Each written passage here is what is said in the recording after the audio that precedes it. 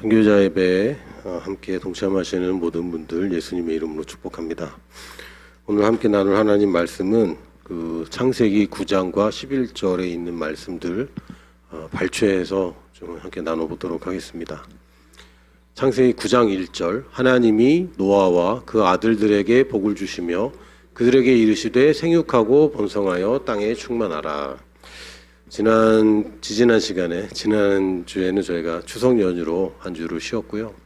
지지난 시간에 저희들이 나눴던 하나님 말씀은 노아에 관한 이야기였습니다. 마지막 때에 노아도 마지막 날을 앞둔 노아에게 하나님이 기대하셨던 것, 그리고 노아의 반응에 대해서 얘기를 나눴고, 오늘은 노아 이후에 사람들이 또다시 받은 하나님의 미션을 이야기할 겁니다. 하나님께서 사람을 창조하시고 하나님이 자기 형상 곧 하나님의 형상대로 창조하시고 하나님이 그들에게 복을 주시며 이르시되 생육하고 번성하고 땅에 충만하라, 땅을 정복하라, 바다의 고기와 육지의 생물들을 다스려라. 이게 하나님이 인간을 창조하시자마자 주신 미션이었습니다. 근데 거의 동일하게 노아와 그 아들들에게도 똑같은 얘기를 하십니다. 생육하고 번성하고 땅에 충만하라. 땅을 정복하는 건 없어요. 왜냐하면 노아밖에 없어서 그런가? 땅을 정복하라는 얘기는 안 하셨습니다. 그러나 또 땅에 충만하라까지 얘기를 하셨고, 또 9장 좀 더 내려와서 보면은 거기에는 그 동물들을 이제 다스리는 이야기도 하고, 심지어는 이제 그것을 음식으로 먹어도 된다라는 얘기까지 하십니다. 오늘 주제는 흩어지는 거예요. 땅에 충만하라. 땅에 충만하라. 땅에 충만한 게 도대체 무엇인가? 이걸 잘못 적용한 사람들이 바벨에서 탑을 높이 쌓은 사람입니다. 충만함을 높아지는 걸로 착각했어요. 지금도 많은 교회와 크리스찬들이 충만한 것을 높아지는 것으로 착각합니다. 하나님의 은혜가 풍성한 것은 높아지는 것이 아닙니다. 넓게 퍼지는 것이죠. 하나님이 나를 높이신다. 맞습니다.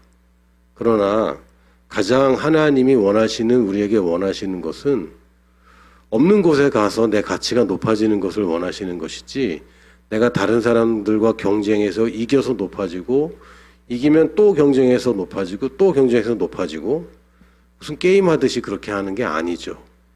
하나님은 우리 각자에게 고유하게 한 사람 한 사람이 가장 높은 가치를 실현할 수 있는 계획을 우리에게 주고 싶어 하십니다. 예전에 제가 사회 시간인가 우리가 직업을 가지는 이유 중에 하나가 자아실현. 이런 거 기억나세요? 굉장합니다. 20년이 지난 일을 다 기억하고 있다니. 그 자아실현. 자아실현이 도대체 뭡니까? 여러분, 자아가 실현이 안 되고 있어요? 자아실현이 뭡니까? 내가 이 땅에 살면서 최고의 나를 사는 것입니다. 최고로 인정받고 최고로 가치 있는 인생을 사는 것이 자아실현이죠. 내가 풍족하게 살았지만 어느 누구에게 도움이 되지 않았다면 그게 자아실현은 아닐 겁니다. 내가 사람들이 우러러보고 사람들이 참 존경하는 삶을 살았다고 하더라도 하나님의 말씀에, 하나님의 뜻에, 하나님의 계획에서 어긋나서 내 나름대로 잘 살았다면 그것도 자아실현은 아닙니다. 하나님이 나를 이 시대에 이 땅에 이곳에 하필이면 지금 이 시대에 이 땅에 이곳에 하나님이 나를 두신 이유와 목적이 있습니다. 그런데 사람들이 착각하는 것은 내가 이 땅에서 시작했기 때문에 이 땅을 향해서 하나님의 목적이 끝까지 있다는 거죠. 아닙니다. 성경을 보면은 성경의 위인들 치고 자기가 태어난 곳에서 죽은 사람 없더라고요. 자기가 태어난 곳에서 평생 잘 살았다. 그런 사람 있습니까? 성경의 위인들 중에? 없어요. 자기 고향에서 인정받고 산 사람이 없습니다. 다 태어난 곳에서 멀리 떨어져서 혹은 멀리 많이 다니면서 하나님의 꿈을 실현했지, 자기가 태어난 곳에서 잘 자라서 거기서 높아지고 거기서 풍족한 삶을 살았다. 물론 예외적인 일들은 가끔 있어요. 솔로몬 같은 사람은 이스라엘 안에서 태어나서 이스라엘 왕으로 태어나서 왕으로 살다가 왕으로 가는 게 원래 하나님 계획이었겠죠. 그러나 이런 독특한 말고 심지어는 아브라함과 이삭과 야곱 대를 이어서 하나님의 뜻을 이루는 이 사람들도 한 곳에 머물러서 산 적이 없습니다. 요셉은 말할 것도 없고 대부분의 하나님의 사람들이 자기 고향에서 잘 자라서 거기에서 하나님께서 내게 계획한 이 자아를 실현한 적이 없습니다. 하나님은 보내십니다. 하나님은 내가 잘 준비되어서 어딘가를 가기를 원하시고 내가 잘 배운 곳에서는요, 나 같은 사람이 필요 없는 곳입니다. 그렇죠? 왜요? 내가 잘 배울 수 있는 곳은 나만 잘 배운 거 아니지 않습니까? 첫 번째, 나를 잘 가르쳐준 누군가가 이미 존재하는 거예요. 그러면 내가 거기에 또 있을 필요가 없는 거죠. 심지어는 내 스승과 경쟁해서 이겨야 되는 게임을 할 수도 있습니다. 난 여기서 양질의 교육을 받았다면 거기는 내가 꼭 필요한 것은 아닌 거예요. 내가 꼭 필요한 것은 양질의 무언가가 없는 곳이 내가 가서 자아를 실현할 수 있는 곳입니다. 그래서 하나님은 모이지 않는 것, 이렇게 얘기하면 좀 이상한데 모이기를 힘쓰라 그랬는데 지금 그 얘기 아니고 모여서 하는 것 자체를 굉장히 꺼려 하시는 것 같은 느낌?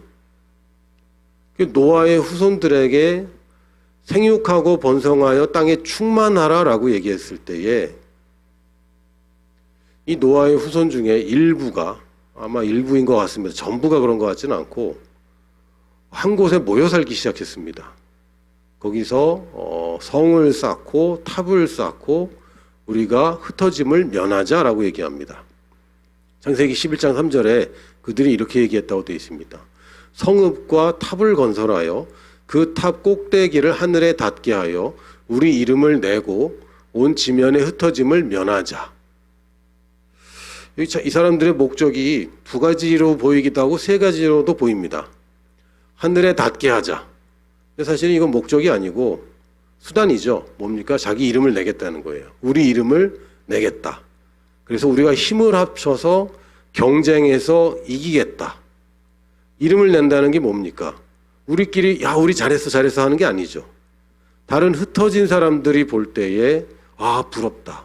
저 사람들 대단하다. 이걸 원하는 겁니다. 지금 한국도 그렇고 전 세계가 무한 경쟁 시대에 도달했습니다. 어떤 사람이 이게 그것뿐만은 아닐 것 같아요. 그러나 어느 정도는 신빙성이 있는 것 같습니다. 뭐냐면 젊은 사람들이 결혼을 잘 안 하고 연애도 힘들어하고 연애도 진지하지 못하고 또 박탈감이 커지고 이런 것 중에 이유 중에 하나가 SNS의 발달. 지금까지는 내 주변에서만 비교했거든요. 저는 서울 쌍문동 출신인데 쌍문동 안에서 비교하고 살았습니다. 우리 동네 제일 잘생긴 사람이래봤자 쌍문동 1등이에요. 그 사람하고 내 얼굴 비교하며 살았는데 이제는 아니야. 전 세계 사람과 비교를 합니다. 내 비교 대상이 내가 자연적으로 만날 수 있는 이 커뮤니티를 벗어나서 전 세계에 있는 누군가하고 계속 비교질을 하고 있습니다. 그래서 더 불행하죠. 인스타그램 보면은 아무도 그렇게 안 살아. 그렇게 우아하게 사는 사람 제가 본 적이 없어요. 근데 사진은 다 우아하죠. 다 좋은 거 먹고 다 예쁜 데 가서 아주 고급지게 사는 것처럼 보이지만 물론 그런 사람이 한두 명 있을지 모르겠지만 그 사람하고 나를 비교하기 시작하고 가장 예쁜 사람하고 비교하고 가장 돈 많은 사람하고 비교하고 가장 능력 있는 사람하고 비교하고 이 이름을 내는 것에 아주 좋은 그런 시대가 됐습니다. 최근에 애플의 앱 중에 이런 게 있었어요. 뭐였지? 무슨 하우스인데? 갑자기 까먹었습니다. 클럽하우스라는 앱이 있었어요. 그게 갑자기 선풍적인 인기를 얻었는데 그게 아무나 가입이 안 되고 이미 가입한 사람이 두 사람을 초청할 수 있는 그런 커뮤니티입니다. 거기 가면은 그러니까 영상은 안 되고 음성으로만 채팅을 할 수 있는 그런 커뮤니티인 거예요. 근데 아무나 가입이 안 돼. 거기 이미 들어간 사람 중에 누군가가 초청을 해줘야 돼. 그럼 가입하셨어요? 해본 사람? 다 아싸요? 나만 가입했구나. 저는 들어가 봤어요. 궁금해서. 누가 초대를 해줘서 들어가 봤는데 뭘 하냐면 누군가가 음성 채팅을 여는 거죠, 방을. 거길 왜 갈까요? 갈 이유가 별로 없어요. 누가 열어야 갑니까? 셀럽들이 열어야 갑니다. 셀럽들이 열면은 누가 얘기를 할까요? 다른 사람 아무도 얘기 안 해. 이 사람만 얘기해요. 그러니까 이런 거야. 사실은 인싸들이 자기가 최고 인싸가 2, 3등 인싸들을 거느리고 또 이런 놀이를 하는 거죠. 그래서 이거는 얼마 못 갈 것 같다라는 생각이 바로 들더라고요. 지금은 너무 조용해졌습니다. 근데 이 시절에도 자기의 성읍과 자기 탑을 우리가 좀 이렇게 해서 이름을 내고 우리가 유명 도시가 되고, 지금도 사람들이 계속 랜드마크 세우잖아요. 무리해서 세우잖아요. 제일 높은 거 짓겠다고 하고 제일 큰 거 짓겠다고 하고, 그래서 우리 이름을 내겠다고 하는데, 그것 때문에 하나님이 화를 내셨는가? 높이 쌓는 것과 이름을 내는 것 때문에 화를 내셨는가? 하나님이 그것 때문에 정말 끔찍한 재앙이 생기지 않았습니까? 언어가 많아지는 거. 여러분 얼마나 고통스럽습니까? 이 언어가 다양한 것이 전혀 즐겁지 않아요. 오늘도 네팔 선교사님이랑 좀 얘기를 했는데, 네팔어도 고대 산스크리트어에서 왔습니다. 이 불교, 힌두교 이게 산스크리트어거든요. 라오스 불교 용어도 산스크리트에서 온 거예요. 그래서 고대 숫자들이 거의 비슷하더라고요. 근데 이거를 내가 왜 알아야 되는 것일까? 그냥 1, 2, 3, 4로 다 통일해도 되는 거고 1, 2, 3로 통일해도 되는 건데 숫자까지 다 달라요. 언어마다. 이게 뭡니까 이게? 심지어는요, 네팔이나 라오스 가면요, 숫자도 아라비아 숫자 잘 안 씁니다. 버스 노선 보면 글자로 써 있어. 이 몇 번인지도 모르고, 이 언어의 혼잡함. 다른 나라 사람과 이 소통이 안 되는 거, 이게 어마어마하게 또한 선교에도 큰 장애물 아닙니까? 하나님이 왜 이렇게 앞뒤 안 보시고 이러셨을까? 좀만 더 생각하시지. 언어를 이렇게 다양하게 하셔서 선교가 얼마나 힘든지 아십니까? 라고 말할 뻔했으나 제가 믿음을 잘 지켜서 그렇게 말한 적은 좀 전에 말했네요. 좀 전 그 직전까지는 얘기한 적이 없어요.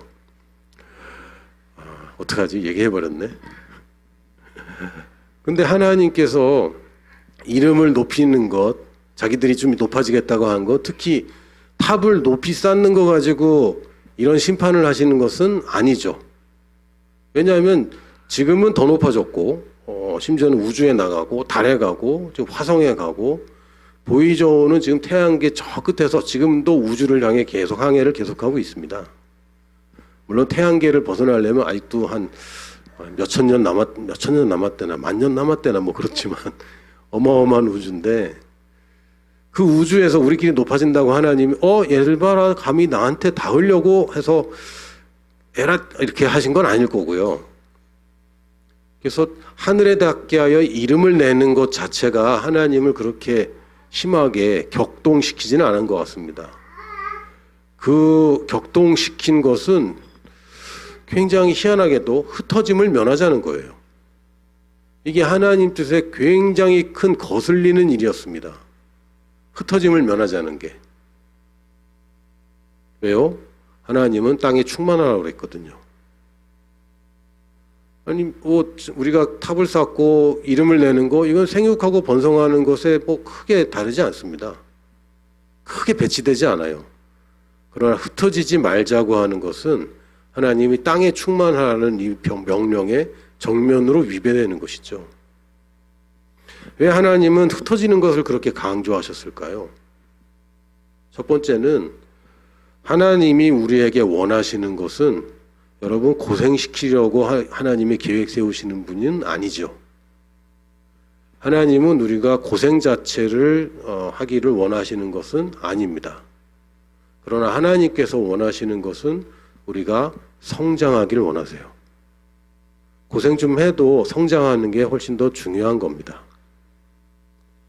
내가 좀 고통스럽기도 하고 또는 힘든 것을 넘어서야 되는 일들이 생기지만 그래도 성장하는 것이 훨씬 더 중요한 것입니다. 그냥 내가 이 땅에 태어나서 안락하게 살다가 고생 없이 살다가 어느 날 그냥 평안하게 가는 것이 인생의 목적이라면 뭘 성장합니까? 성장 안 하는 게 제일 좋아요. 특히 남성들은 철 안 들수록 행복해요. 철이 들면 별로 행복하지 않아요. 책임감, 뭐 가장, 아이들 막 이런 막 철들수록 이게 더 무거운 거죠. 가끔 보면은 행복한 사람들 보거든요. 대부분 철이 없어. 자기는 즐거워. 그런데 가족들은 별로 이렇게 좀 힘든 그런 경우를 봅니다. 그럼 철 안 들면 행복해요. 아이들이 행복합니다. 그렇죠.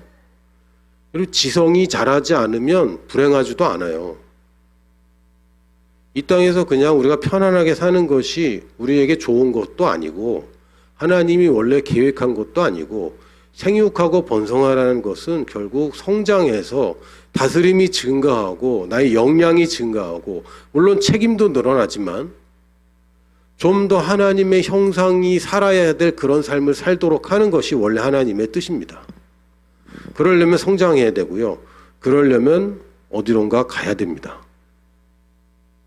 내가 지금까지 익숙한 곳에서 성장하는 것은 한계가 있습니다. 만약에 여러분이 저는 익숙한 곳에서 성장 잘했는데요 하시는 분은 여전히 유치원에 다니고 있어야 돼요. 유치원에서 배울 것을 다 배우면 유치원에 남아서는 안 됩니다. 다음 학교로 또 올라가야죠. 그 학교에서 또 배울 것을 다 하면 다른 곳으로 또 들어가야 됩니다. 이게 원래 인지상정입니다. 그리고 사람이 이제 장성하면 가정을 이루고 부모로부터 독립하게 되어 있습니다. 독립하면 별로 편안하지 못해요. 처음에 재정적으로도 그렇고 여러 가지로 어려움이 많습니다. 그러나 그렇게 할 때야 진짜 성장하는 거죠. 근데 흩어지지 않고 모여 살고 익숙한 곳에 살고 내가 거기에 대대로 계속해서 거기에 머물러 산다면 첫 번째는 성장하는데 큰 제약이 생깁니다. 새로운 환경에서 성장합니다. 그리고 성장하는데 또 필요한 것 중에 하나가요.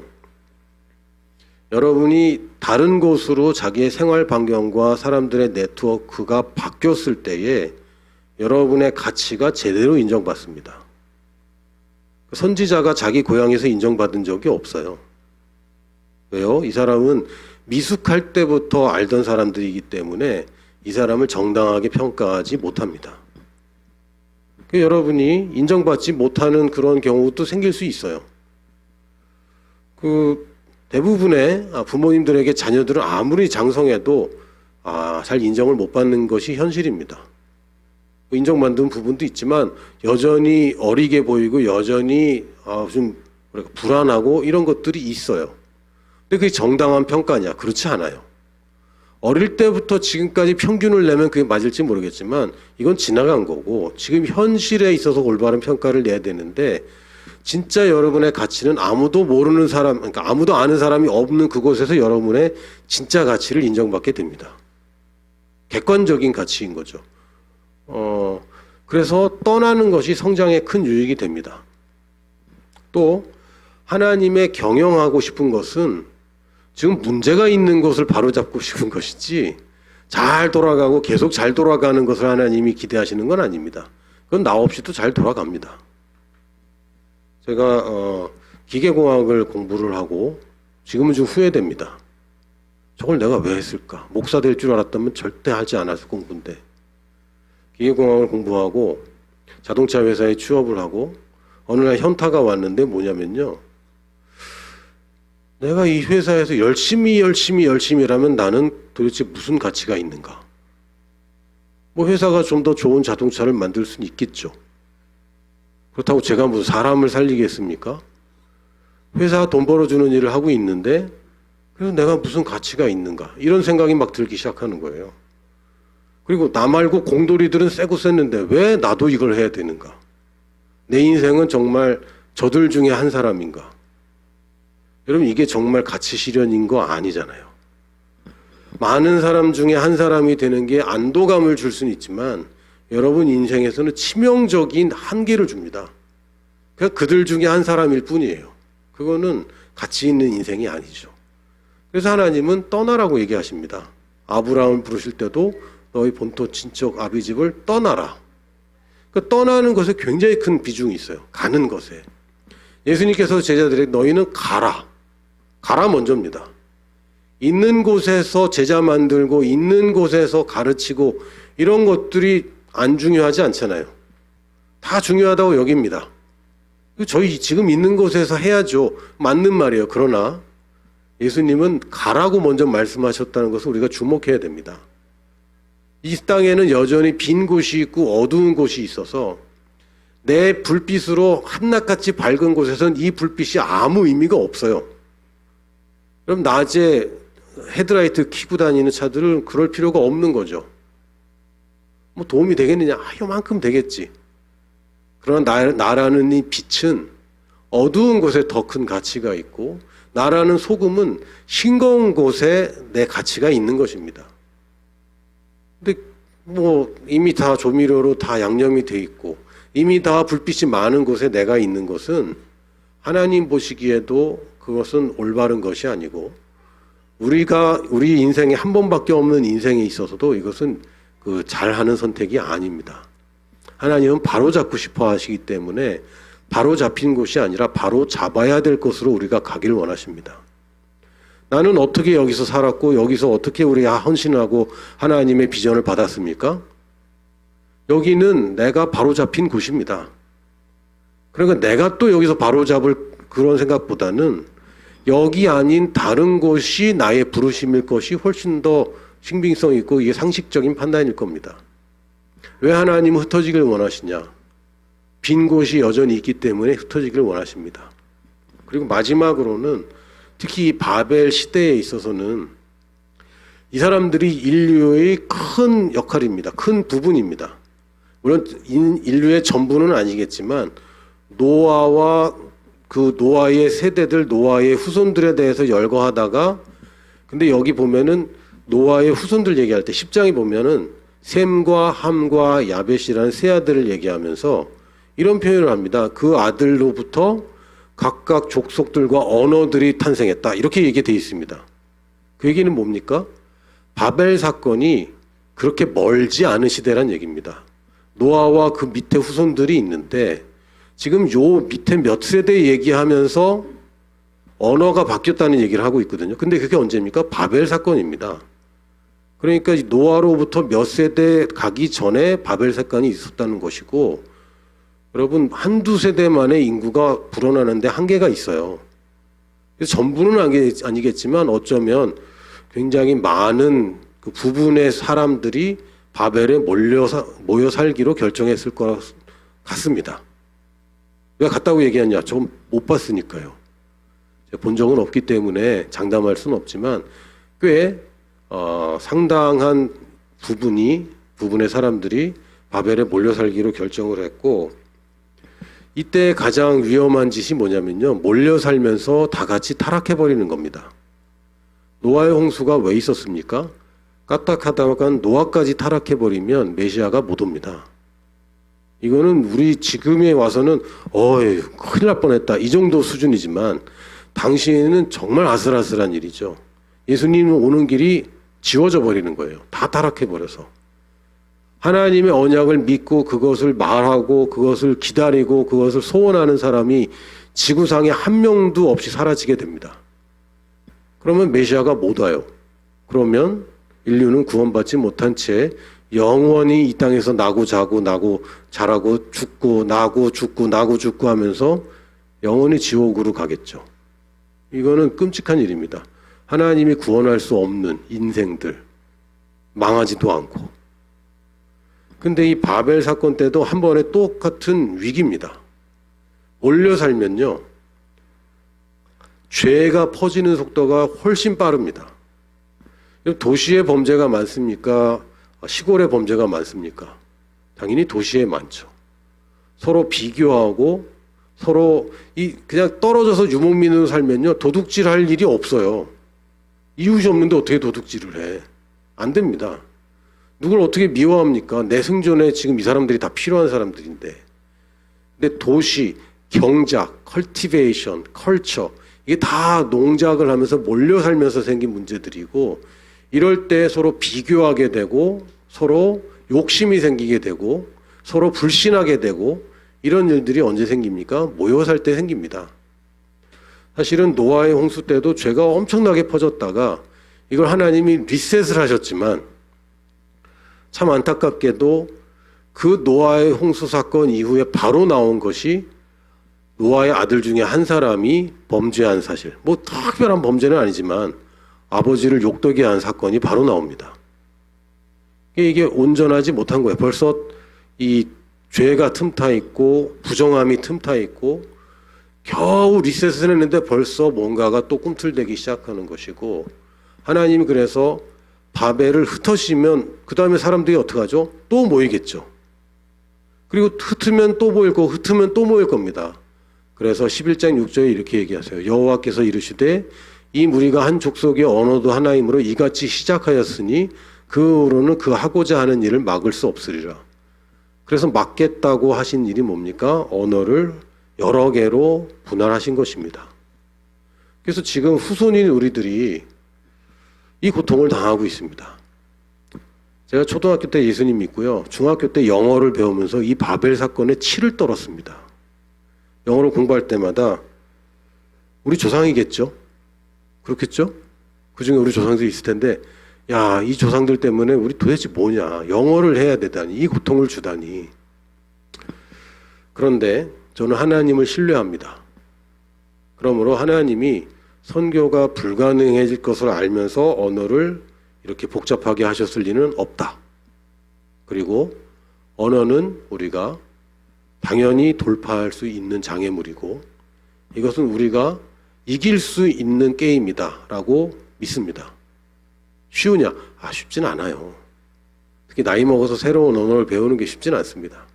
그러나 그럼에도 불구하고 하나님이 이 수를 쓰신 것은 우리가 나중에 언어 배우느라고 고통스러운 것보다 더 중요한 것이 뭡니까? 흩어짐이라는 거예요.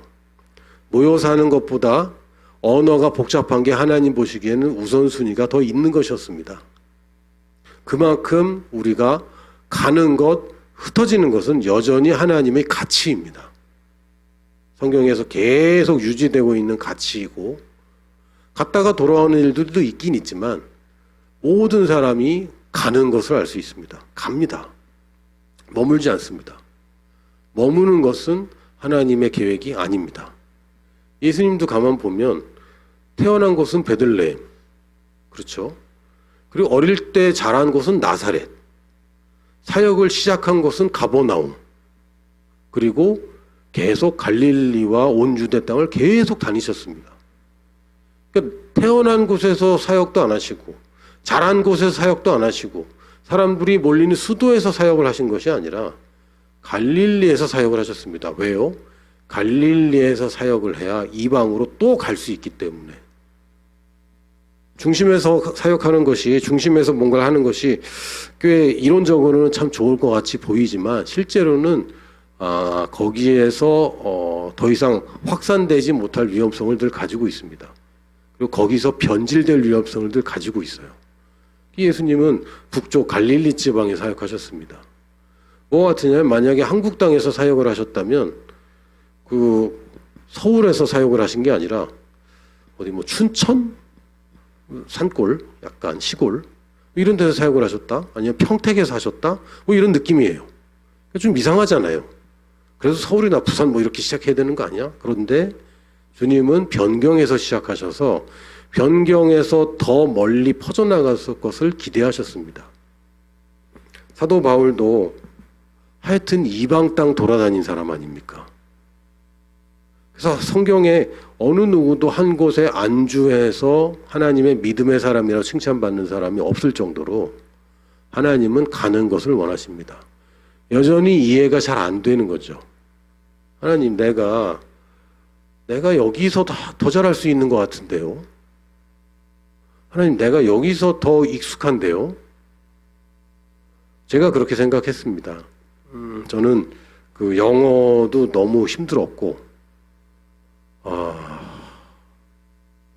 지금도 막 울컥하려고 그래요. 영어 때문에 너무 힘들었어요. 선생님한테 너무 많이 맞았어요. 정말 많이 맞았어요. 영어 못한다고. 매 시간마다, 영어 시간마다 앞에 나가서 빠따로 10대씩 맞고 그랬어요.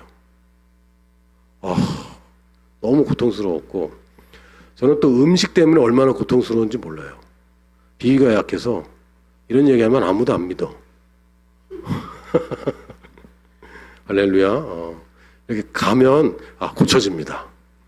근데 비위가 약해갖고 너무너무 힘들었어요. 근데 남의 집 가서 밥 먹는 것조차 힘들었거든요. 구역질이 나요. 친구랑 도시락 먹다가 친구 반찬 하나 먹었는데 구역질이 나갖고 친구한테 너무 미안해갖고 그래갖고 그 다음부터는 다른 반찬 안 먹었어요. 애들이 내 반찬 다 뺏어 먹으면 맨밥 먹었어요. 다른 먹으라고 그랬는데 안 먹었어요, 내가. 이게 얼마나 스트레스인지 아세요? 청소년 시절에 친구들이랑 도시락 같이 나눠 먹는데 남의 반찬을 못 먹어. 자기 것만 먹어. 이게 진짜 밥맛이죠. 근데 그랬어요. 어쩔 수 없었어요. 그래서 선교사, 선교 생각하면 하나님 나는 아니야. 나는 그럴 리가 없고 내가 가는 것보다 여기가 훨씬 더 효과적입니다, 주님. 잘 모르시나 본데 그런 얘기는 안 했지만 그거는 아니에요. 저는 준비가 전혀 안 돼 있고 저 같은 사람은 직접 가는 게 아니라 가는 거를 잘 후원하는 게 더 효과적입니다. 라고 늘 그렇게 알고 있었어요. 그게 정말 지혜로운 거라고 착각했어요. 그런데 그게 아니었습니다. 물론 지금은 제가 본부 사역을 하고 있습니다. 갔다 왔죠. 근데 저는 지금도 머물 생각이 없어요. 머물러서는 안 돼요. 머무는 것은 이제 죽어가는 것입니다. 성장하는 게 아니라 죽어가는 겁니다. 머물러 있는 것은 하나님의 계획에 없어요. 그렇다고 맨날 돌아다니고 한 달에 한 번씩 집 바꾸고 이런 얘기 아니잖아요. 내가 지금 어디를 향해 가고 있습니까? 내가 지금 이곳에서 높아지고 있습니까? 바벨 쌓듯이 내가 지금 높아지고 있습니까? 아니면 가고 있습니까? 여러분이 잘 판단하셔야 됩니다. 오늘 여러분 기도할 때 제가 3가지 기도 제목을 드릴 텐데 오늘 지금 기도한다고 단판이 날 것 같지는 않습니다. 그래서 여러분이 이것을 이제 마음에 새기고 기도해야 됩니다. 내가 익숙한 환경, 익숙한 방식이 정말 맞는가? 이거 혼자 스스로 발견하기 쉽지 않아요. 어저께도 그 호주 백부장 그 대표님이 강의를 하라고 했는데 설교를 하셨어요. 근데 사람들이 지금 소감문을 받고 있는데 많이 도전을 받은 것 같습니다. 저도 도전을 많이 받았고 나는 믿음이라고 여기고 있는데 나의 잘 되는 것 그것을 위해서 믿음을 사용하고 있다고 생각하는데 정말 그게 맞는가? 그리고 내가 지금 신앙생활 잘하고 있다고 생각하는데 그게 정말 맞는가? 익숙한 환경과 익숙한 방식을 떠나야 됩니다. 지금까지 내가 계속 살아왔던 도전들을 이기는 것을 거기에 이제 더 큰 도전들을 직면해야 됩니다. 그러려면 익숙한 것이 나에게 올무가 되어서는 안 돼요. 내가 익숙한 환경과 익숙한 방식들 여러분들이 잘 분별해야 됩니다. 또 어느 누구도 안전지대 싫어하는 사람이 어디 있겠습니까? 불안한 걸 누가 좋아하겠습니까? 그래서 안전지대에 머물면 안 된다는 걸 다 아는데 그럼에도 계속 합리화를 하고 있습니다. 저는 이거 해봐서 압니다. 지금도 굉장히 주의하는 것 중에 하나가 안전지대를 합리화하는 거예요. 이게 더 효과적이라는 걸 핑계로 또는 내 능력이 없음을 핑계로 하나님이 능력이 있으면 가라고 그랬습니까? 아니요. 네가 가라. 내가 너와 함께 간다고 그러셨죠. 그건 나의 역량과도 별로 관계가 없는 겁니다. 물론 준비할 건 준비해야 됩니다. 무모하게 하라는 얘기는 아닙니다. 그런데 내가 지금 머물러 있는 곳이 합리화되고 이것이 마치 하나님의 부르심인 것처럼 포장되어서는 안 됩니다. 여러분 이거 주의해서 하셔야 됩니다. 그리고 3번째는 변명의 여지가 없어요. 지금 갈 수 있는 곳을 가고 있는가? 이건 여러분이 정말 양심적으로 씨름해야 될 문제입니다. 저는 아직 멀리 갈 거는 아직 모르겠고요. 타이밍은 아닌 것 같고요. 지금 준비하는 타이밍인데요. 그러면 지금 여러분이 해외로 가지 않고 또는 영구적으로 가지 않고 또 지방으로 큰 도를 넘어서 이사 가지 않고 그러나 갈 수 있는 곳 있거든요. 내가 가서 돌아오지 않는 곳 말고 다닐 수 있는 곳들이 있습니다. 여전히 빈 곳이 내 주변에도 있어요. 근데 그것을 채울 생각을 안 한다면 사실은 내가 지금 합리화하고 있는 것입니다. 만약에 내가 하나님의 미션을 내 꿈으로 삼고 하나님의 비전이 나의 비전이 되어서 내가 한평생 정말 멋있게 살고 싶다.